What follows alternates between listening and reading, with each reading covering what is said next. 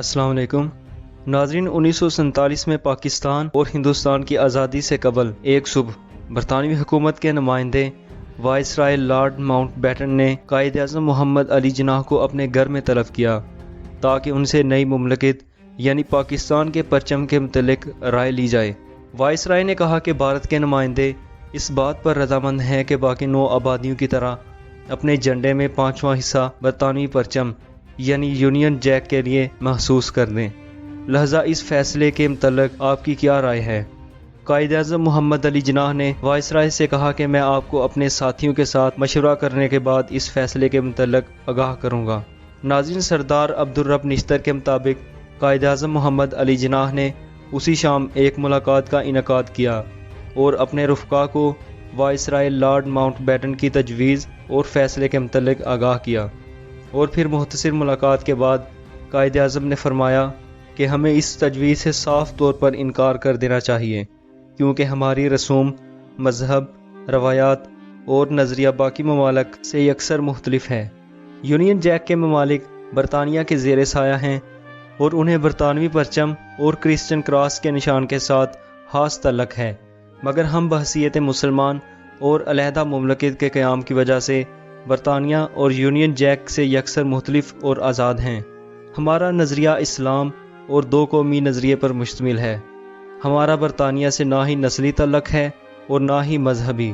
ہمارا ملک ایک اسلامی ملک ہوگا اور اس ملک کے پرچم میں ایک ایسے جھنڈے کو جگہ دینا جو ہماری غلامی کو تشبیہ کرے،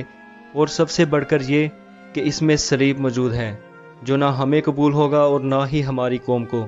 لہذا قائد اعظم محمد علی جناح نے وائسرائے لارڈ ماؤنٹ بیٹن کو پیغام پہنچایا کہ بھارت کا جو بھی فیصلہ ہو، پاکستان کسی بھی صورت یونین جیک یا برطانیہ کے پرچم کو اپنے پرچم میں جگہ نہیں دے سکتا۔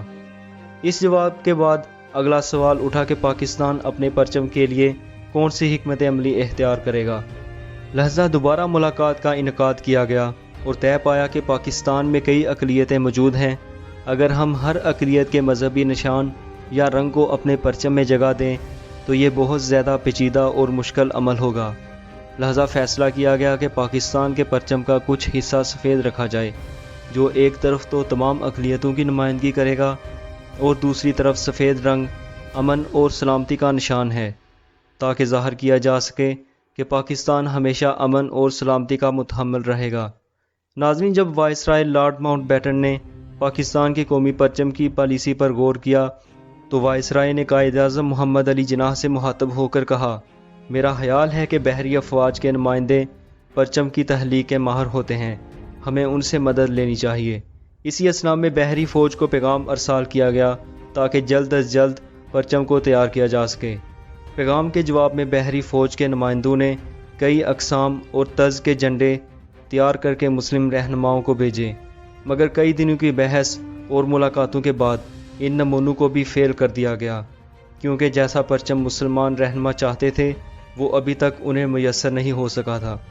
ناظرین، اسی ملاقات کے دوران قائد اعظم نے تجویز پیش کی کہ پاکستان کے 5 صوبوں کی نمائندگی کے لیے اگر 5 ستارے پرچم میں شامل کر لیے جائیں تو کیا یہ بہتر نہیں ہوگا؟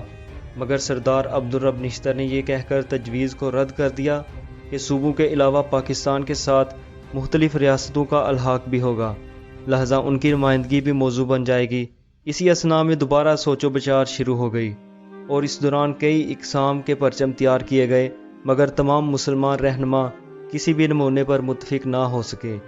ناظرین، تاریخ کے اوراق میں گم ہو کر پتہ چلتا ہے کہ اسی کشمکش کے دوران قائد اعظم محمد علی جناح کے ذہن میں بھی ایک پرچم کا سرسری سا عکس ابھرا، جسے امیر الدین قدوائی نے مکمل پرچم کے ڈیزائن کی شکل دی اور ماسٹر الطاف حسین نے اس ڈیزائن کو اپنے ہاتھ سے پرچم کی شکل دی۔ اس پرچم میں موجود سبز رنگ مسلمان اکثریت کی نمائندگی کرتا تھا اور سفید رنگ اقلیتوں کی، جبکہ اس میں سفید چاند اور ستارہ بھی شامل کیا گیا۔ چاند ترقی کی نمائندگی کر رہا تھا اور ستارہ علم اور روشنی کو منظر عام پر منعکس کر رہا تھا۔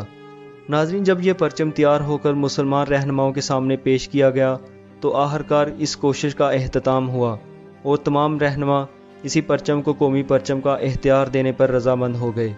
بلاخر 11 اگست 1947 بروز سموار قانون ساز اسمبلی نے باقاعدہ طور پر ماسٹر الطاف حسین کے تیار کردہ پرچم کو قومی پرچم کی حیثیت دے دی۔ ناظرین، تاریخ کی گہرائیوں میں غوطہ زن ہو کر معلوم ہوتا ہے کہ کتنا یادگار اور خوشگوار دن ہوگا